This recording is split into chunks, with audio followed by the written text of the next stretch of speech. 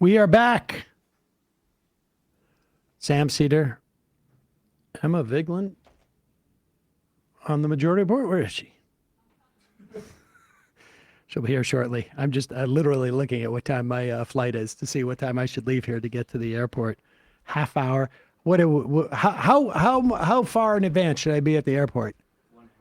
1 hour from the takeoff, right? Not the boarding. At least 1 hour from the takeoff. Oh, Russ is one of those people. That's not true. Russ is like at least 1 hour. 50, under 50. We'll have some fun. I'll see you out the trail. You're supposed to get there an hour before boarding. What? For domestic.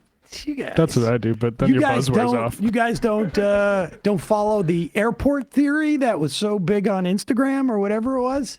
I mean, I don't know. I'm the kind of person that I never like to be late. I like to be there ahead of time, and then you can sit down and have an overpriced meal or a cocktail or something like that. Exactly. Get an $8 beer and a $13 burger. I don't like to drink at all when I go on flights. Okay, well, you're better than all of us, Yeah, I that's guess. I mean, you can't smoke.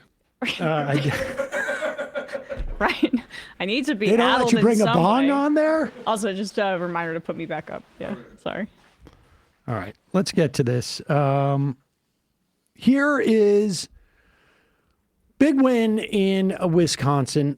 Obviously, it's a really big deal in Wisconsin in and of itself, and it's going to change ultimately, perhaps, the congressional delegation.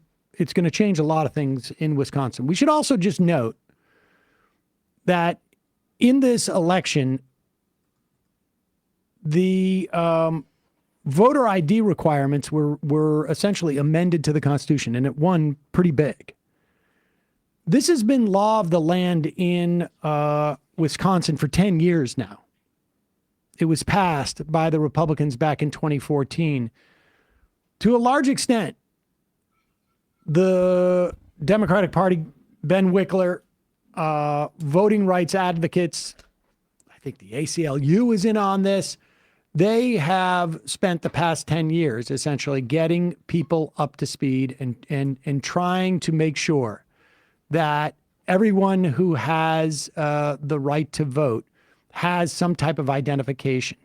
It was a real problem for older people, particularly Black Americans who are older, because many times, when you go back 70, even 60, 80 years, 10, 15, 20 years ago, there just wasn't the documentation in many instances. I imagine that correlates with poorer older folks too. Definitely.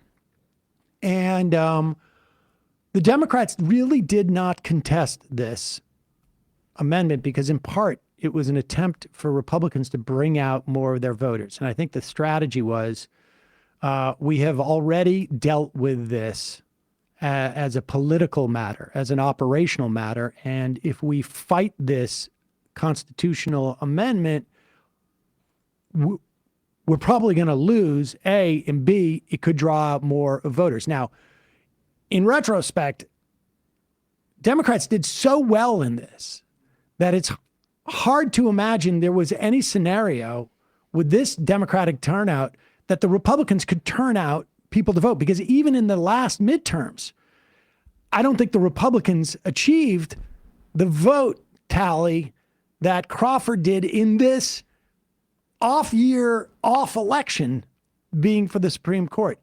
Here she is at the podium after winning. Just moments ago, I received a phone call from Judge Brad Schimmel conceding the race.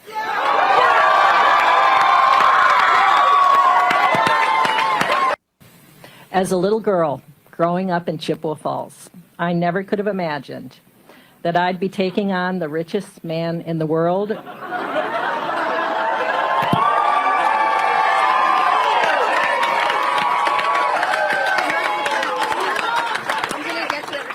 For justice in Wisconsin. And we won.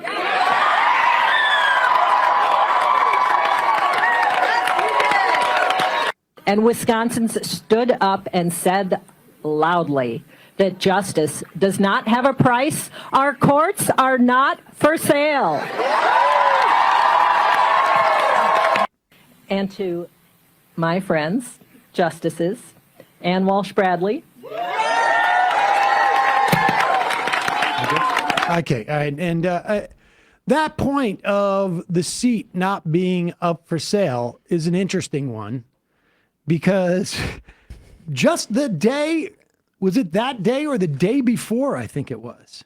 The video was taken down Tuesday. Yes. When it happened, I think it was on Monday, this video. And this video was taken down, and then some patriots put the video back up. Crawford, in her acceptance speech, says this seat was not for sale. Apparently, it was for sale. It's just that Musk did not pay quite enough. Here is one of Musk's recipients. He gave out $3 million, right? For people who ostensibly, the argument was like, I'm not giving it out to people for vote. I'm not bribing people to vote. Right. I'm rewarding people who did vote. Okay. I thought it was two $1 million payments, but it doesn't Was it really necessarily two matter. or one? Or three, rather. We're going to look into it. The other one, I know at least what the other one was by a guy who was coincidentally head of the college Republicans. Is Wow. that it? And I mean, It's just good karma. oh my gosh. When the stars align like that, I mean, your candidate's got to win. What are the Oh, odds? wait. Let's ask Grok what the odds are on that. You got to be so lucky. And then he ended up weirdly turning off his Twitter feed. But here is a video of Ekaterina Deisler. She's a graphic designer at Bellmark, which is a major contributor to local Republican campaigns. It makes sense that someone who is a supporter of the Republican Party would win this because that's what Musk was trying to do. And he was trying to bribe people to vote and basically just draw up attention. But they got to vet these scripts. Go ahead. My name's Ekaterina Deisler. I'm from Green Bay, Wisconsin. I did exactly what Elon Musk told everyone to do. Sign a petition, refer friends and family, vote, and now I have $1 million. My name. Uh-oh. I did Apparently- exactly what Elon Musk told me to do, and now I have $1 million. Apparently, it's not legal to pay people to vote. Well, actually, here's the full quote. I did exactly what Elon Musk told everyone to do. Sign the petition, refer friends and family, and now I have a... Oh, wait, that's no, the updated one. So in the updated one... They took out They vote. took out the vote part. Because you're not allowed to pay Yep. someone to vote. Yep. Yep. Oh, someone just got dozed. I just want to say, Wisconsin, thank you so much for reacting in the correct way to a the richest man in the world, coming in and trying to buy your judiciary. Right. As he talks about Soros and complains about J.B. Pritzker putting some of his money into this race. Like, we need broad campaign finance reform. I think that's an easy sell if the Democrats choose to run on billionaires buying our elections and ruining our government. But because this is not sustainable in the long term, we have to overhaul our campaign finance system because the billionaires are always going to be on the side of Republicans more so. But in the short term, he's just giving the Democrats a gift to run against Elon Musk. It's showing up in the numbers. Also, it's a big giant lie that I think I saw some Republicans talking about this. But if you look at the numbers for spending, where people say it's not even close. Oops. This is in the Milwaukee Journal Sentinel. It's a helpful graphic. Just how Elon Musk has seemingly contributed more than all of the other donors combined. Also, Soros is fourth after two other Republicans that, Ulines, people might have heard of that name. I actually don't know who Diane Hendricks is. There's two Ulines in the top 5, so that's great. Do you think it's like a little bit concerning that this administration is locking up anti-war protesters and claiming that they're anti-Semitic and hating Jewish people? But the Elon Musk and the entire Republican Party regularly traffics in this puppet master conspiracy about George Soros when the facts don't support that he's doing all this. It's super anti-Semitic and it doesn't get called out enough.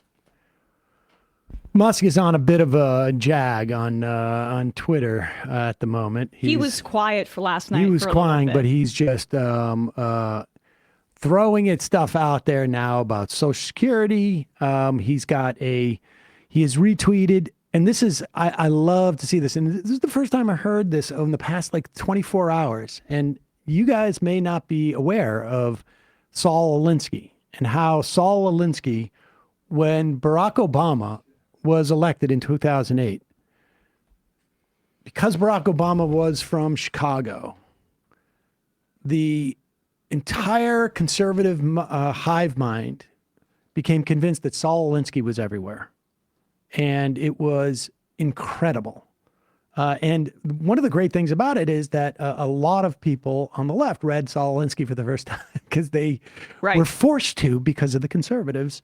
And Saul Alinsky was sort of like a, messaging guy and sort of like a agitpop, maybe you'd call it. But Musk has a accuse your opponent of what they're doing to confuse and divide them. Saul Alinsky quote.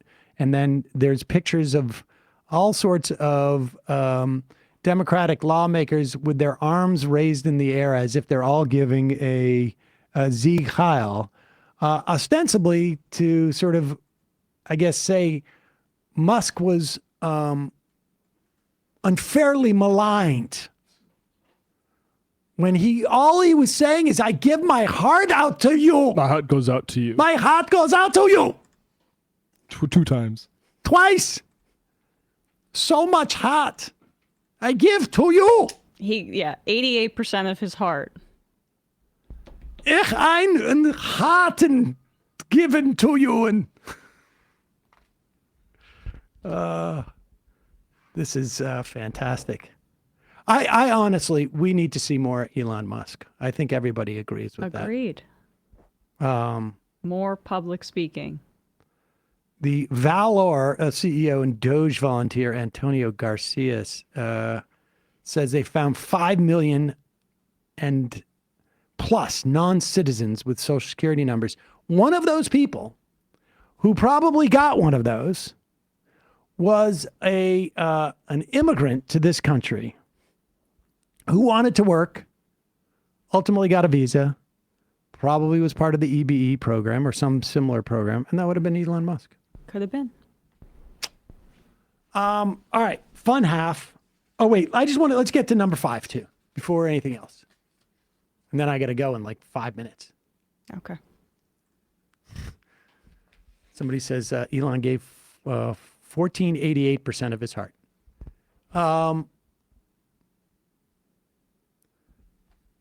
The stock market is obviously like sort of like is going ballistic one way or another, up and down over this whole tariff thing. Trump obviously was terrified of the stock market reacting to tariffs, and that's why he's making his tariff announcement at 4:01 today. Although there was a brief tick up in the stock market that had been crashing after that Politico article. We don't know if it's causal, saying that Musk might be leaving the administration soon. So they're manipulating the stock market. Well, they're trying to sort of like cushion the blow. Yeah. And look, without going too deeply into the tariff stuff, tariffs can be good, can be a good tool if you are trying to enhance the viability or build the viability of a specific or several specific industries in your country. And you can say, we're trying to, rebuild our watchmaking industry in America. Right. I don't know why you would do that, but let's just say you wanted to do that. Because it has, probably we would do it because it would have, military benefits, but whatever. Less cynically, we're trying to rebuild our watchmaking industry in this country. And therefore, we're going to place tariffs on watches that come in from Japan and China and maybe a small one on Switzerland. Because we want to create a specific type of watch industry. Maybe we want one that's like widely adopted. Watches wouldn't be the thing you would do, but that's what you would do. Right, when they're targeted. When they're targeted, and it would build up that industry. But when you do it as a blanket thing, it just becomes a tax. And here's the irony of it. They keep saying that it's going to both bring in a tremendous amount of revenue, $600 billion a year. Well, if it does that, that means that people are buying the products despite the price increase, and therefore it's not going to build the U.S. industry that you want. Or people can't afford it because it's more expensive, and then it creates inflationary pressure from the companies in America that are selling this because suddenly they don't have the same competition. And that's almost the better case scenario than the broad application of tariffs that would just be a compounding regressive tax on middle and working families. And it would still be that in those instances. It just would be successful, which is hard to envision that would be the case. It's like either way, they want their cake and eat it too. And they know, and this is the funny part, I don't even think that there's many people in the administration that actually want this to happen. No. And they keep thinking that they can convince Trump not to do it. And why is Trump doing it? God knows. Some people speculate. Emma's convinced that he just has these fantasies of being McKinley. I think he read Carl Rose McKinley book, and he. I just the idea that he read anything seems absolutely or he impossible. heard it digested from Stephen Miller, but the idea that he was it was around the assassination attempt. McKinley was the victim of an assassination, gave it all away to the robber barons, concentrated wealth. I think it could have been just like tariffs. somebody had to. You're like McKinley. What did McKinley do? Oh, he was known for tariffs. Okay. Yeah. That's but the imperialism he's obsessed with is McKinley. That's it. It's the impact it has on world leaders when he starts talking about it. Well, this is the thing that Ryan Zinke, who was in the last administration, no great shakes himself. I think he had to leave in scandal. He says Trump likes it because he can do it. It's something that he can do unilaterally, and it has so much impact. Honestly, even if you weren't as demented as Donald Trump, and you're like, I can say something tomorrow, and the entire world will react. Literally the entire world. Everybody in my party, everybody in the other party, everybody in every country, and this and that. And then I can keep doing it and make people do things for me. It's a power trip. The power trip. And he also thinks it's a negotiating tactic with other countries where he can shake them down. What he's trying to get from Canada, but I know. All that said, supplicants. What's left is everybody around him in concentric circles. Said it right? Including people in the administration, and then even wider, right? The people in the administration, the Republican operatives, then Republican media people. They all have to sort of backfill and sort of soften the blow for this thing that they all know is wrong. And look how much they're tripping over themselves doing this. Here is, what's her face? Harris Faulkner. And ladies and gentlemen, I hope you know this is war. And it just so happens you're the chum. Oh. And those 401k people who are depending, those retirees, all of that, just talking plain speak with them. Look, when this nation used to go to war, people in this country would support the war effort with their materials at home and making things for weaponry and all of that. We got to do 100% buy-in over this bumpy period. Just communicate. Kaylee. And those just communicate with those people who have the 401ks. Now, I will say this. The people who have the 401ks are the lucky ones because the vast majority of people who have been offered 401ks, and you can Google this, the failed experiment of the 401ks, they haven't been saving money in the 401ks because they don't have enough money to save.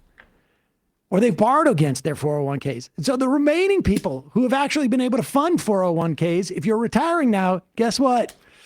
You are SOL because we all have to tighten our belts because Donald Trump's insane. Because he says so. Who are we at war with? We're at war with Donald Trump's mental illness. But other than that, I'm not necessarily sure. Right, the migrants. Have you seen that meme where it's I let my intrusive thoughts win? And it's somebody before and after, and they do something stupid, stick their finger in a fan. Yeah. The tariffs thing is sort of intrusive thoughts for a president, typically. And Trump just operates entirely on intrusive thoughts.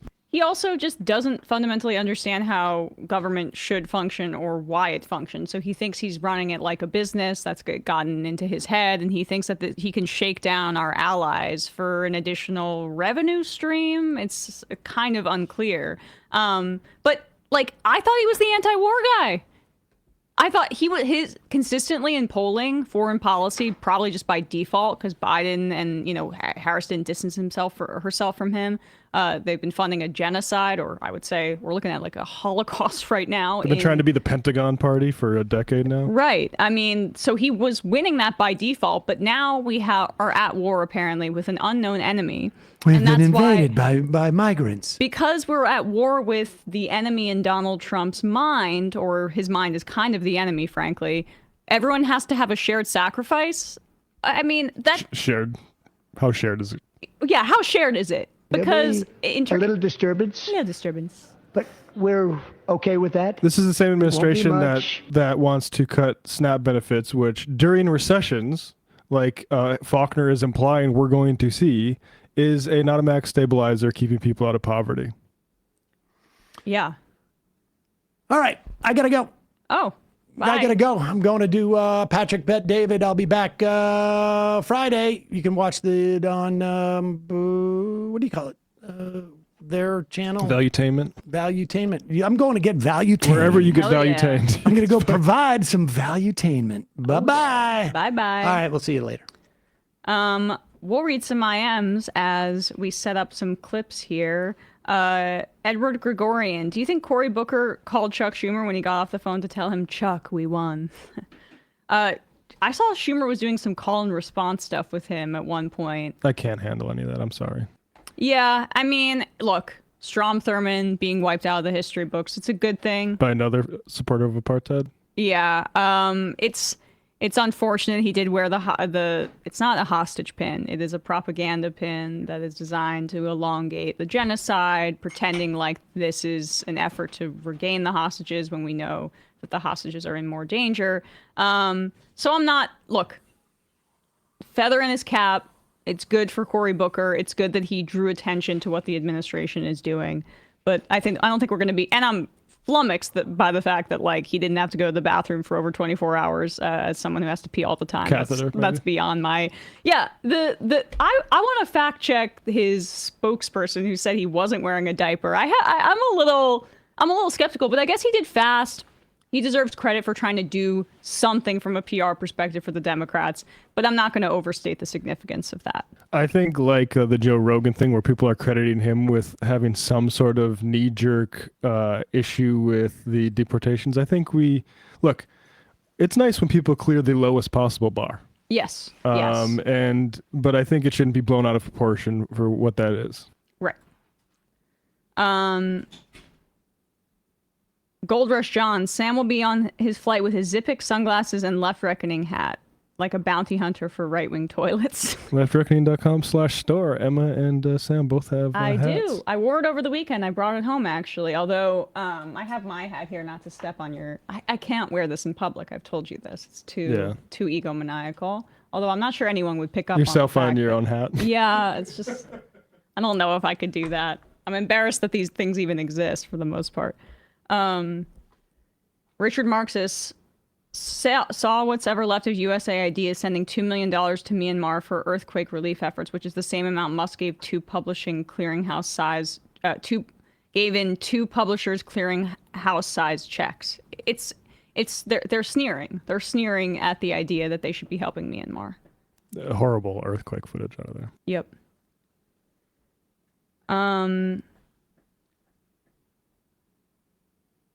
Gula Garchepio, I don't think PBD would invite you back after you... I didn't think PBD would invite you back after you told them billionaires shouldn't exist. Well, it's another opportunity to say it again, I guess.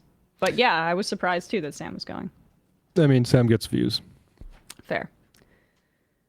Tom Cotton's beard. My bozo brother also clammed up when I told him Musk is everything the right has said Soros is, and then some. That's a good talking point. It really is. Go directly at them with the same energy they go at you with the Soros thing, because every Wisconsinite, and I mentioned this, like living in Brooklyn for a decade, rich, wealthy liberals have taken up a significant amount of time that I allot each day to hating things. But conservative Midwesterners, man, I'm sorry. Like, have some fucking self-respect. You turn out for a South African billionaire trying to buy your judiciary. Yeah, you know, it's really embarrassing.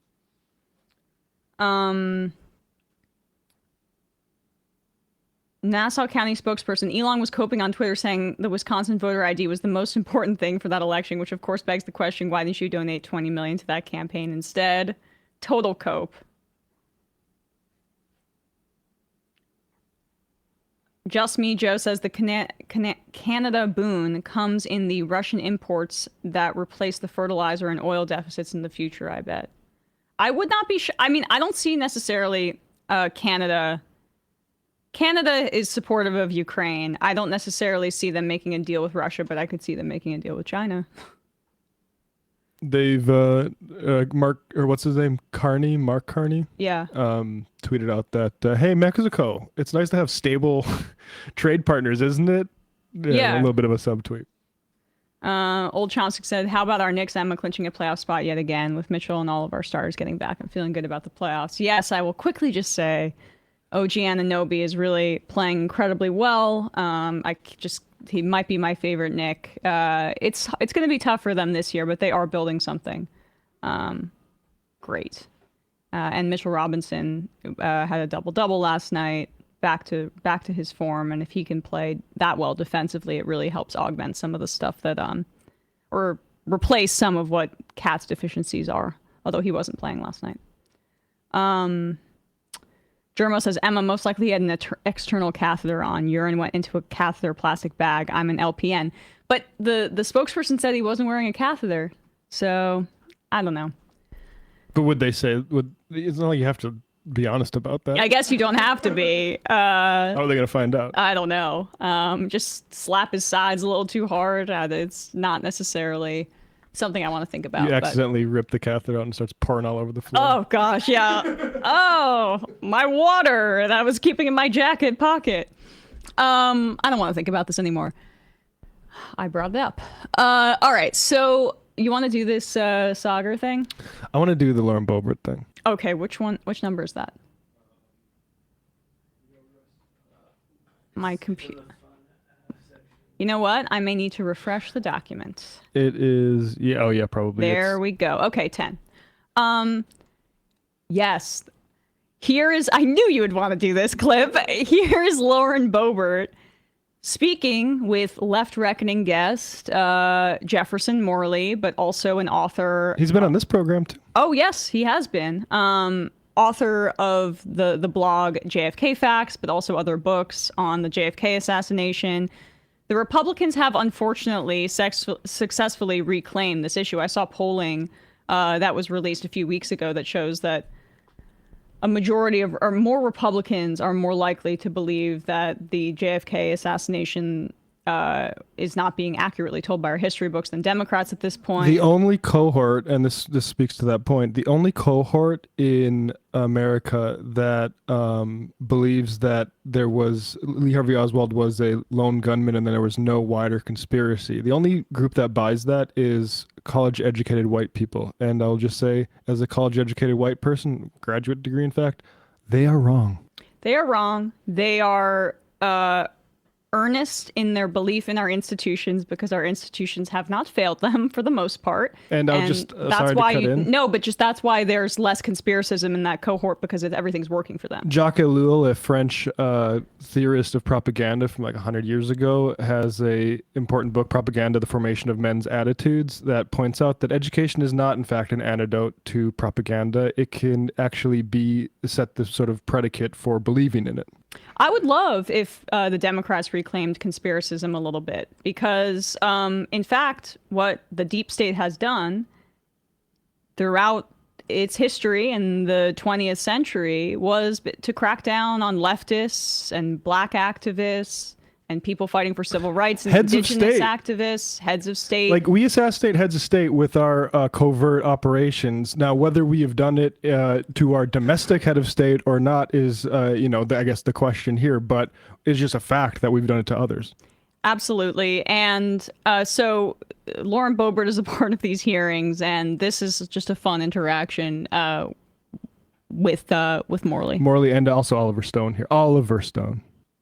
Mr. Stone, you wrote a book accusing LBJ of being involved in the killing of President Kennedy. Did these most recent releases confirm or negate your initial charge?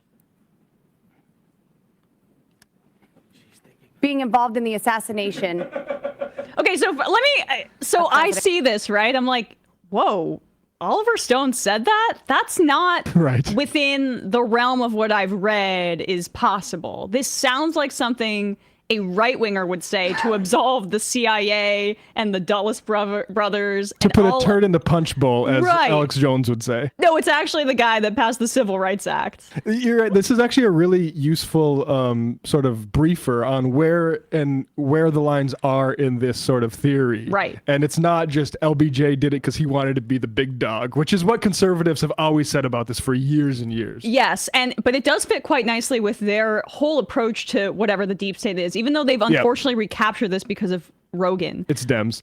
Yeah, like it's always DEI, or it's wokeness that we have to root out in the deep state, or it's LBJ, who was a little bit too helpful to black people in this country with the passage of these acts, and with Medicare and things like that. But anyway, let's keep going.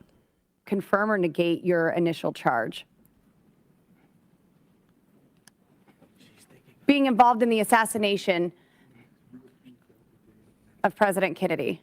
No, I didn't. In the film, if you look closely, there's no such. He's got to put his mic on here a second. There he goes. No, I didn't. If you Yes, look sir. closely at the film, there's no. It accuses the President Johnson Okay. of being part of a complicit in a cover-up of the case, but not in the assassination itself, which I don't know. What do you think that he was complicit with? Yes, sir. I'll get to you. The cover-up. Well, how about, for starters, appointing Alan Dulles, the head of the CIA, who was fired by Kennedy, to the commission itself, to the Warren Commission. Now, just a good bit of history here. The cover-up thing, you can go back to Emma. The cover-up thing is uncontroversial. It just depends on what you think the cover-up was for, and it could be even ambiguous in LBJ's mind. But I think probably the most standard mainstream anti-conspiracist view is that he just didn't want to see a world war and put the Warren Commission together with people like Dulles to try to tamp down on the idea that there could have been like a Cuban or a Russian thing involved in it, or it could be he was concerned about a domestic thing or whatever. That's sort of the part of the theory, but nobody is saying, except Roger Stone, that LBJ ordered the hit himself. So let's just play a little bit more. No. What do you think that he was complicit with? Yes, sir. I'll get to you. The cover-up. Well, how about, for starters, appointing Alan Dulles, the head of the CIA, who was fired by Kennedy, to the commission itself, to the Warren Commission. And he goes to almost every meeting, and he's pretty much in charge of the Warren Commission from the beginning. Alan Dulles. That's part of the evidence that points to President Johnson's either incompetence or involvement. Mr. Morley, I think you had something to add on that. I think you're confusing Mr. Oliver Stone with Mr. Roger Stone. So we're going to get that again, but Lauren Boebert realizes what he's saying, and she tries to overtalk him as he's giving testimony. Mr. Morley, I think you had something to add on that. I think you're confusing Mr. Oliver Stone with Mr. Roger Stone. I haven't stated it yet. Who? Sorry. It's Roger Stone who implicated LBJ in the assassination of the president. It's not my friend Is that what all the Oliver whispers Stone. were there? I may have misinterpreted that, and I apologize for that. Yeah, it's kind of a big thing to misinterpret. It's kind of a big thing to misinterpret because we haven't seen any evidence that would suggest that, frankly. And it's more like, but this is, as you say, Matt, this is a very good example of their performance art of trying to get at the elements of our government that are subverting activism or free speech or whatever, because they have to dance around the fact that it is disproportionately about attacking leftists and communists back in the day. But still, like, we know that there was that there were informants at Black Lives Matter protests as well. There has been extensive reporting on this front. I'm blanking on the name of the podcast, but Trevor Aronson is the name of the guy, and I forget the name of the podcast. People should check out his show, where they did an investigative report into this happening in Colorado. They can't say that. And even with the UFO thing, they want to engage in conspiracism because it's beneficial for Republicans. It gets clicks and engagement. Yeah, to also like keep people in this state of paranoia, but it's like they're pedaling, but the bike is what's the name of the chain is off the bike, right? Like you're pedaling, but you're not going anywhere. That's what they want people to feel like they're exercising, but they're not moving forward. And I think that, there's something like Roger Stone is a completely cynical liar on that stuff. And, back when I was getting into the JFK stuff, I knew not to even really read that book. The thing with Boebert is she's high on her own supply. Like she's not somebody who's cynically like deploying this. She literally thought that they had we're going to hear testimony from somebody who wrote a book implicating LBJ as the lead conspiracy thing, because she's not actually interested in the real theory of it. But she takes at face value like the conservative gloss on this stuff, which is that it's not sort of like anti-communism and just the long imperial history of covert operations. Right. Like Eisenhower, we play this at the top of the show, the military industrial complex. It's so bad, right? It is really bad. But Eisenhower, his actual move was to make everything covert and underground. And so that's what we did. And people like Morley have been there and Oliver Stone, we need to credit Oliver Stone. I'm not a huge fan of the movie, but the impact it had to lead to Congress passing an act releasing all these documents has led to an insane amount of transparency in our government, including things like false flag operations trying to provoke a war with Cuba at the same time, all the assassination operations, all sorts of things. So, yeah, it's the thing is, it's funny, but it's also like you're a congressperson. Please show the bare minimum of competence. Like we talk about Joe Rogan getting over the lowest hurdle.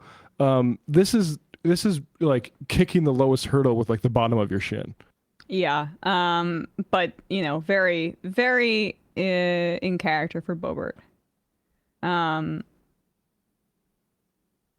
majority enthusiast. Breaking news. Lauren Boebert reads books, maybe. Old Chomsky says, after reading The Devil's Chessboard by David Talbot and Chaos by Tom O'Neill, it's really hard to put the genie of the CIA's complicity in the 20th century's most horrific crimes back in the bottle. The fact that Jolly West was confirmed by O'Neill to have worked on MK Ultra and was Ruby's doctor the day he went crazy is proof enough that the CIA was in on it. A lot of circumstantial evidence, let's call it. I'd also just say 2003 book by Alfred McCoy, The Politics of Heroin, CIA Complicity in the Global Drug Trade. Brooklyn Best says, why do we care about the JFK assassination? In my opinion, it really wasn't that significant. The civil rights legislation still passed, and he did nothing to stop escalations in Vietnam. I mean, I'll take that. Yeah. JFK, in fact, was probably killed by anti-Castro Cubans who were upset that he withheld and stopped a overt invasion of the Bay of Pigs. Bay of Pigs invasion planned under the Nixon-Eisenhower administration and done in the early months of Kennedy, and the CIA planned it thinking Kennedy would give in to them doing a full invasion after the initial sort of thing failed, and he did not. And also, I'd also just back up and say, a democratically elected leader of America was potentially assassinated by the covert institutions of this country, and the attitude is, who cares? I think it just is instructive on what our government has done and what it could possibly do in the future, and stuff that doesn't get basically publicized as we talk about how democratic we are.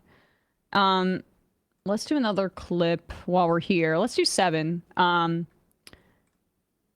So here is Press Secretary Caroline Leavitt talking with, I guess this is Fox News.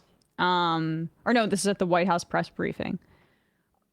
These are all already fairly carefully controlled. I mean, they're not talking to much other media. Site Aircat's not getting questions anymore. Nope. So Levitt here is asked by a reporter about the case of the Salvadoran man, Kilmar Garcia. Garcia was the individual who was basically taken from Maryland. I think that's where he was. He came to the United States when he was 16 years old. He was fleeing gang violence in El Salvador, so to send him back there is especially cruel. The administration claimed that he was a leader of MS-13. This is not what any of the records of this man say is true. They basically made it up. JD Vance tweeted it out and then had to fact check himself as he thought he was dunking on a reporter, just to show the level of seriousness with which this administration is engaging with just destroying people's lives here. But here she is being asked about this case. Right, sure. Thanks, Carolyn. A few questions about this deportation case. First, I wanted to clarify something that you said to Jeff a few minutes ago. You said you'd seen evidence that this man was a convicted gang member. In what court was he convicted and for what? This individual was an MS-13 ringleader. This individual was also engaged in human trafficking. And I'm glad you brought up this point again, because I would like to point out that if you just saw the headline from the insane failing Atlantic magazine this morning, you would think this individual was Father of the Year, living in Maryland, living a peaceful life, when that couldn't be further from the truth. They didn't even mention in the title of that article, or even in the first paragraph, that this individual is an illegal criminal who broke our nation's immigration laws. He is a leader in the brutal MS-13 gang, and he is involved in human trafficking, and now MS-13 is a designated foreign terrorist organization. Foreign terrorists have no legal protections in the United States of America, and this administration is going to continue to deport foreign terrorists and illegal criminals from our nation's interior. But a judge ordered that he should remain in this country. So are you saying that it is okay to ignore a judge's ruling if you don't like it? Who does that judge work for? He's an immigration It was an immigration judge who works for the Department of Justice at the direction of the Attorney General of the United States, whose name is Pam Bondi, who has committed to eradicating MS-13 from our nation's interior. And let me tell you why we've made this commitment. MS-13, may I remind each and every one of you, is a brutal and vicious gang. They raped and strangled a 20-year-old autistic woman to death in Maryland. They hacked 4 people to death with machetes in a park on Long Island. They have kidnapped, sexually tortured, and shot a teenage girl in Texas after she insulted them. None of this is relevant. Okay, got it. Every immigrant is implicated in the death of Laken Riley, apparently, according to Stephen Miller in this administration. This man, because he is from El Salvador and was literally fleeing the gang that they're claiming he was a part of, is implicated in their crimes apparently as well, and that he's not this Father of the Year. Where is she getting this from? And by the way, check in with the rest of the administration before you go out there on a limb, because they have already admitted that this was an error, but they're just like winking and saying, too bad, we can't get him back. We defied a court order and said we couldn't turn the plane around.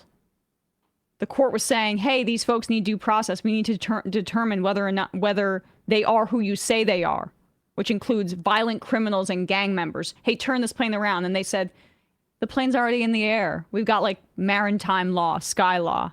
Just a middle finger to the courts. And Levitt knows when she says he is a criminal illegal, what she means is to make the civil infraction of, saying, overstaying a visa or whatever, coming into this country undocumented, as a crime. It's not. Abrego Garcia, the Baltimore Banner writes, was a unionized sheet metal worker trying to advance his career by enrolling in a college course to obtain a professional license, according to CASA's statement issued Tuesday. The family was also seeking specialized care for their autistic nonverbal son, who was on a waiting list at the Children's Hospital. Here is a report from CBS this morning interviewing his wife. Yeah, sure. Go ahead, Russ. She also says in that clip that the immigration judge who issued the ruling that he should not be deported works for the Attorney General, Pam Bondi, which basic civics would tell you that that's not the case. That they are attempting to beat the entire judicial system into submission. They're doing this by going after private, well-connected law firms, and also by targeting judges politically. Thankfully, when it comes to the Wisconsin Supreme Court, we had a great result last night. But like on this issue, they are exploiting the destruction of our fundamental civil rights that really began in this iteration in the post 9/11 world during the war on terror, including the classifications of people broadly as terrorists, to give them no due process, to rip them away from their families. And they're pairing that with our purposefully burdensome immigration system that doesn't give folks like Kilmar and his family the ability to get permanent citizenship status because the Republicans are so nativist, and because, frankly, there's a whole class of our economy that benefits from a lot of folks not being under, in secret, living their lives here so they can steal their wages. Wage theft is one of the biggest forms of theft in this country. They can pay them sub-minimum wage. They can use deportation as a threat if they speak up again about workplace abuse. That's part of this whole here. But here is his wife talking about who this man actually is. Waited and waited. He never made that call. Jennifer says when her husband, Kilmar Abrego Garcia, was detained and mistakenly deported by immigration authorities in March, he told her he could be sent to Secot, the notorious Salvadorian prison. I was scared. I was very scared. Why?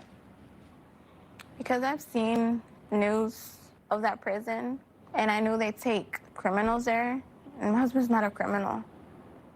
Abrego Garcia was granted legal status protecting him from deportation back to El Salvador in 2019 because of safety concerns in his home country. Jennifer says he continued to check in with immigration officials until he was stopped by ICE on March 12 in Maryland. Just days later, Jennifer saw this photo of Abrego Garcia inside Secot. When I saw it, I immediately broke down because I knew it was him.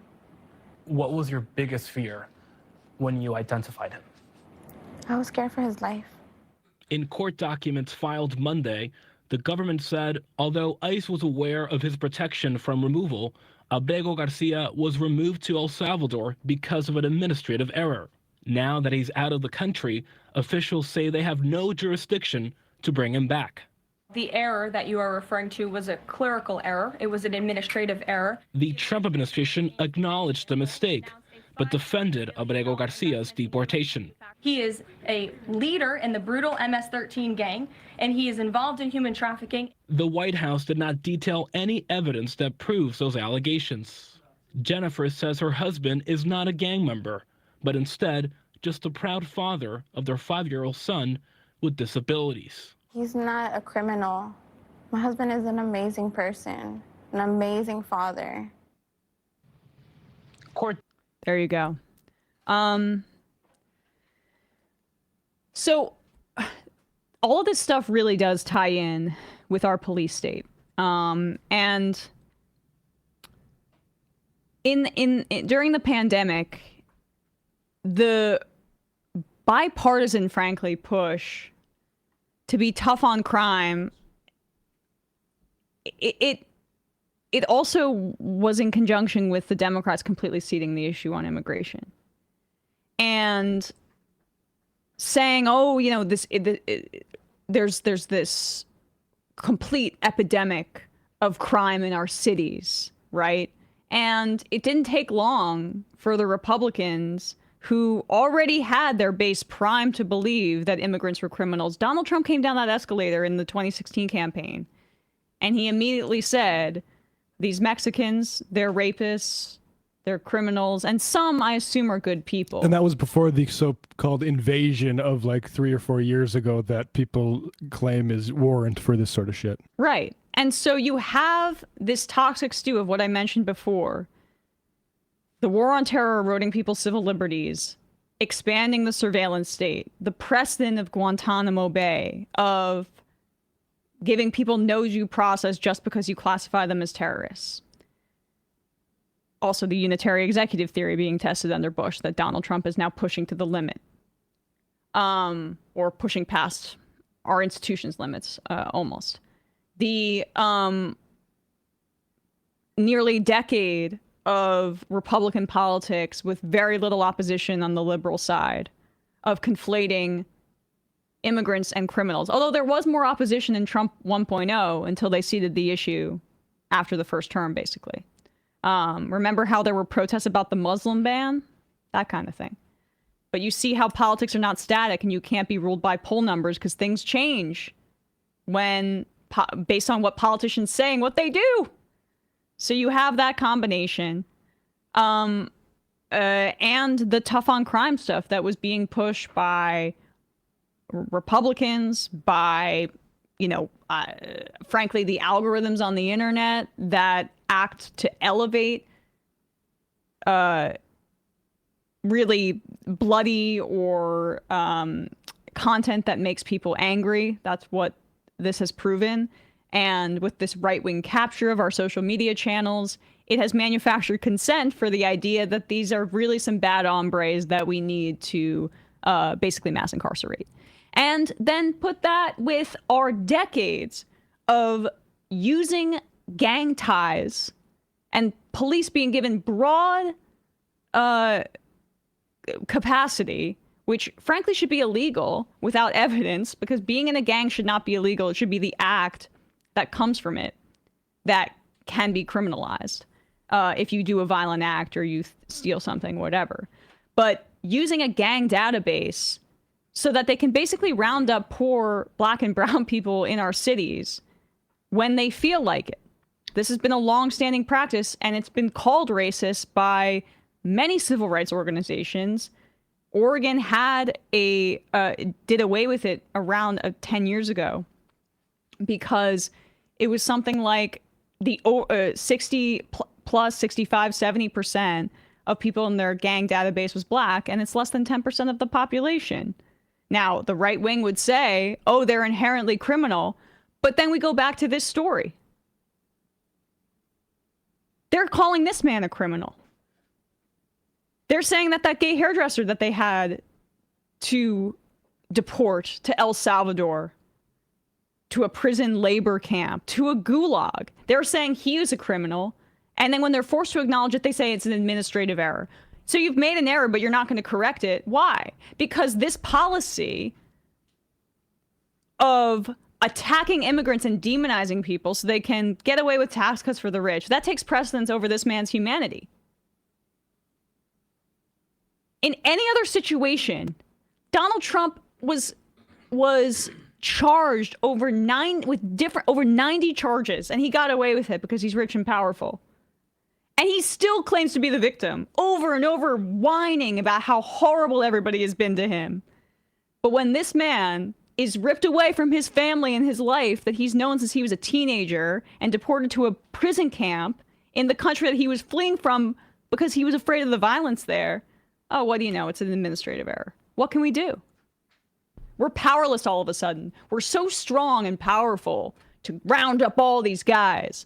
But then when we made a mistake, well, we're completely powerless. How dare you ask us to do anything about it? I have to say, the thing where we see 4K footage and drone footage of these prisons, but then when somebody is sent there accidentally, we're told we can't do anything about it, there should be way more alarm about what's going on. How do we know that these people are still alive and have been shot and put in a ditch by Bukele? There's no assurance that can be made about any of that.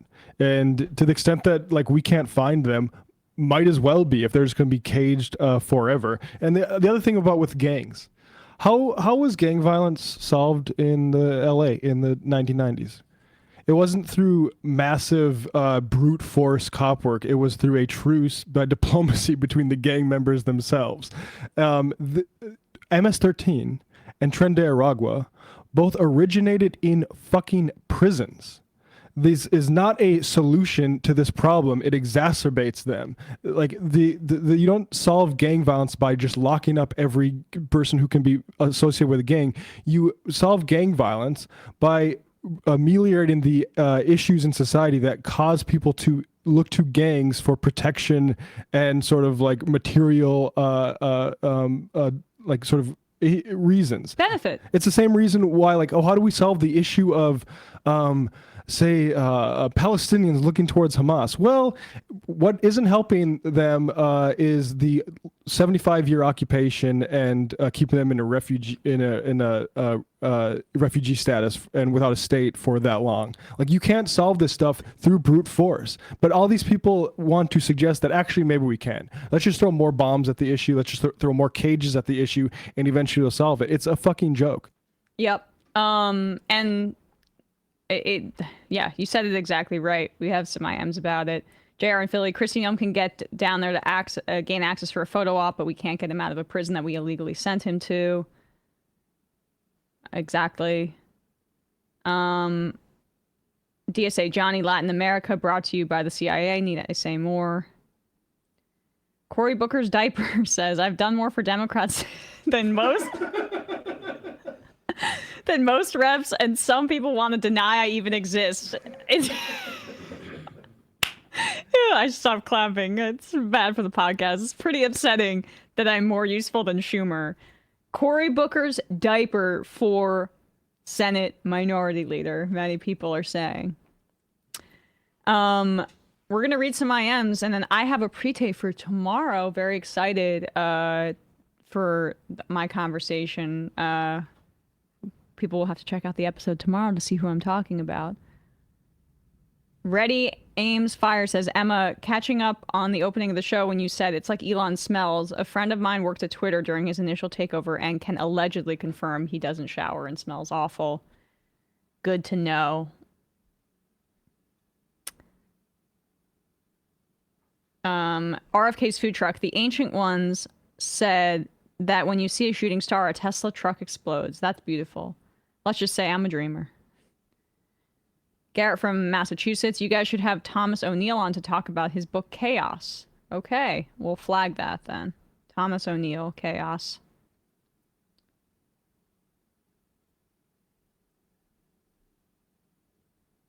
Tom Cotton's beard, Caroline Levitt looks like JoJo Siwa's even more annoying sister.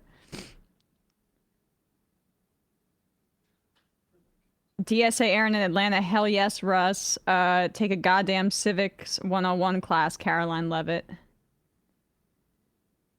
AI from Denver. Or is it AJ? No, AI. How do we fight the Lake and Riley Act? Is it on the state level? I mean, through community protection, but the Democrats helped them pass it, so it's law now. Biden's baby slut tramp stamp says, you guys got to check out Walter Masterson's new interview. It's incredible. Will do. Kowalski from Nebraska. This is a long IM, but my thoughts on Liberation Day. Even if Trump genuinely wanted to relocate manufacturing to the United States, you would not do it like this without causing massive inflation. We do not have the power grid to power the factories necessary to replace China's factories, nor the factories. The U.S. manufacturing base is already the second largest in the world. And just don't build the same things that China does, so we have to maintain the current system and then build an entire new system without the infrastructure in place. We were building these factories in Mexico because the plan was to make North America self-sufficient. To double the U.S. power grid at minimum would take 5 years and require the import of tremendous amount of base resources like copper and cobalt, things we would normally get from Canada and Africa, which are about to be hit with tariffs. We also don't have the right labor force. It would take 2 years to educate people to build the infrastructure to support the factories, which in turn would also require a new skilled workforce. To be clear, this is all technically possible, but why would you do it by limiting trade that would otherwise make the entire venture cheaper? This would cause massive inflationary pressure since our current manufacturing base will be competing with the resources to build a new manufacturing base. Why wouldn't you just happen to the global resource pool? We are led by morons. I appreciate the long IM quality because it's helpful to hear your perspective as a farmer, especially because of like I'm never saying it right, but potash, sorry. And, you know, the fertilizer imports being so essential for farm work, and that coming in large part from Canada. So this is going to affect you directly.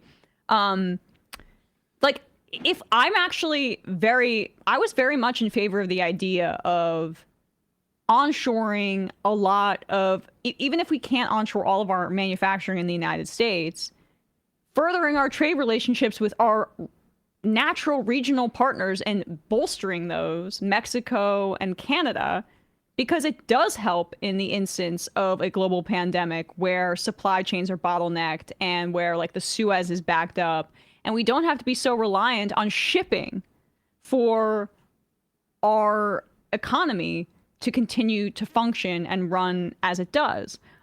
That's the kind of thing that like I think is a more positive view of. It's not protectionism. It's just a way to create redundancies and to make our supply chains more simple, supply lines more simple. But Trump is doing the exact opposite. He's isolating us from the most obvious regional partners that we could have. Because it's not about that. It's about his ego and his mania. And you can't expect the miracle of the market to solve this. Like, I actually do think it's a problem that China has like all of the best companies. They have the best car company that we have to protect ours from, and that the fault of that is American capitalists. That we had the most productive, but they decided actually we need to disperse this a little bit because the unions are a little bit too strong in Detroit.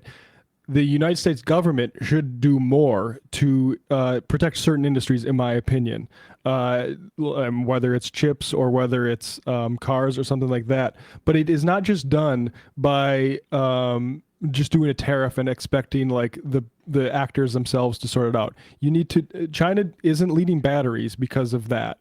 They had a specific intention at a state level to lead that, and they fucking went and got it. And it's the same thing with BYD with their car companies. It's the same reason that they are able to reproduce the AI stuff is they just fucking go get it because they realize that these sorts of things are priorities. Instead, we have people like Elon Musk and Mark Zuckerberg fucking around with AI and all this sort of stuff.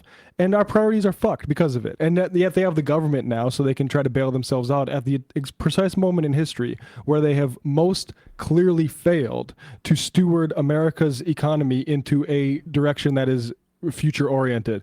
So, you know, now we have to get our solar panels. We have to protect all of this shit because communism, the Chinese Communist Party, has been kicking American capitalist ass.